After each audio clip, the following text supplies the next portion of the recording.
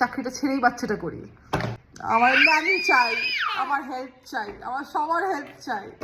আমিও আছি, আমিও থাকবো। আলটিমেটলি দুধটা তো আমাকেই দিতে হবে, সেটা তো আমি আছি। আমি সেটা কি করে ইগনোর করবো?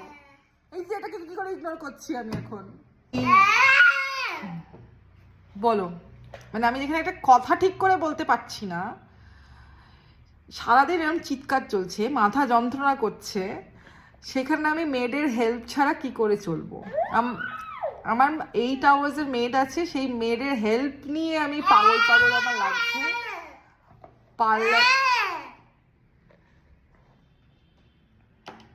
আইয়ো বেবি, আর তার উপরে বেবি লেড উইনিং কি করে দেবো? অলরেডি এই যে জিনিসপত্র ছড়িয়ে রেখেছে। একটা রুটি দিয়ে আমরা চেষ্টা করেছি, মানে খায় এমন না যে খায় না, বাট ইনস্টাগ্রাম ফেসবুকে দেখতে গেলে তো হয়ে গেল। তো আমি তাকে খাইয়ে দিচ্ছি খানিকটা। এই যে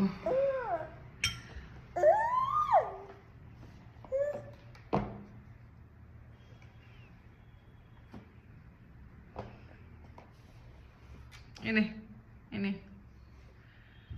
হ্যাঁ, মানে আমি টিভি দেখাচ্ছি না, আমি কিছু দেখাচ্ছি না, নর্মালি খাওয়াচ্ছি। তার জন্য আমাকে বহু টাইম স্পেন্ড করতে হচ্ছে, কারণ নর্মালি খাওয়াতে হবে আমাকে, স্ক্রিন দেওয়া যাবে না। আমি চাই না সেই স্ক্রিন টাইমটার অ্যাডিকশনও লাগুক। লেড উইনিংয়ের জন্য আমরা কিছু রুটি দিয়েছি, খায় নিজে নিজে, কলা ফলগুলো খায়। তো সেটারও একটা ছড়ানোর ব্যাপার থাকে, ছড়ায় কিছুটা দিই, কিছুটা আমি নিজে খাইয়ে দিই। তো এখন যেমন লাঞ্চটা আমি করিয়ে দিচ্ছি, ব্রেকফাস্টটা আমি নর্মালি একা খেতে দিই।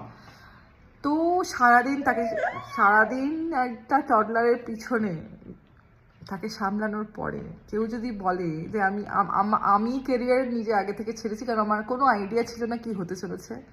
আমি আগে থেকে আমি আগে থেকেই ডিসিশন নিয়ে রেখেছিলাম যে আমি চাকরি ছেড়ে দেবো বাচ্চা হওয়ার পরে। তাই বললাম যে চাকরিটা ছেড়েই বাচ্চাটা করি। ভুল ডিসিশন ছিল, এখন বুঝি।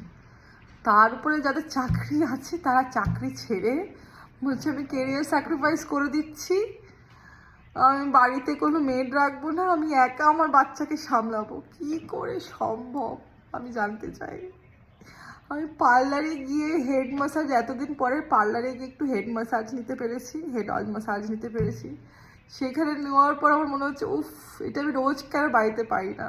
আমি ওটার জন্য পারলে বাড়িতে একজনকে রেখে দিই, যে এসে আমাকে ম্যাসাজ দিয়ে যাও ডেলি, মান্থলি একটা চার্জ নাও, বাড়িতে এসে ম্যাসাজ দিয়ে যাও, আমার মাথাটা যে যন্ত্রণা করে রোজ, সেটা যেন একটু কম হয়, যাতে আমি এই এই এই এই গুরুদেবকে আমি মানে গুরুদেবকে আমার টলারেন্স পাওয়ারটা বাড়ে, যাতে এই গুরুদেবকে আমি টলারেট করতে পারি নিজের।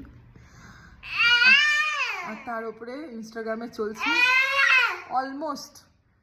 অলমোস্ট এভরি আদার রিল, কারণ আমার অ্যালগরিদম ওইভাবেই কাজ করে। তো আমি অলমোস্ট এভরি আদার রিল এটাই দেখি যে মেয়েরা কত মহান,